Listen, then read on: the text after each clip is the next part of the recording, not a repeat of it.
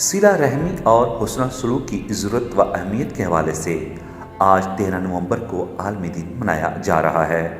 اس حوالے سے deputy commissioner Sheikhupura Rana Shakeel Aslam نے اپنے پیغام میں کہا کہ دین اسلام انسانوں سے محبت اور صلہ رحمی کی تلقین کا درس دیتا ہے۔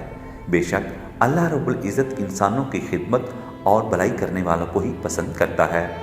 ڈسٹرکٹ انفارمیشن آفس شیخوپورہ کی طرف سے جاری پیغام میں ڈپٹی کمشنر شیخوپورہ رانا شکیل اسلم نے مزید کہا کہ مفادات اور لالچ سے بالاتر ہو کر انسانیت کی خدمت اور بھلائی میں عظمت ہے۔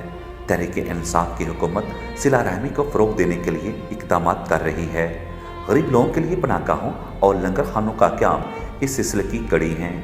رانا شکیل اسلم کا کہنا تھا کہ غریب اور کمزور لوگوں کی مدد کرنا ہی صلہ رحمی ہے۔ ہمیں آج ان لوگوں کو خراج تحسین پیش کرنا ہے جو اپنی ذات پر خلق خدا کو ترجیح دیتے ہیں۔ آج ہمیں شفقت، شائستگی اور کائنڈنس کو اپنی زندگیوں کا مقصد بنانے کے عزم کا اعادہ کرنا ہے۔ اس رپورٹ کے ساتھ ہی میزبان اختر رسول جنجوعہ کو یو پنجاب سے اجازت دیجیے۔ اللہ نگہبان۔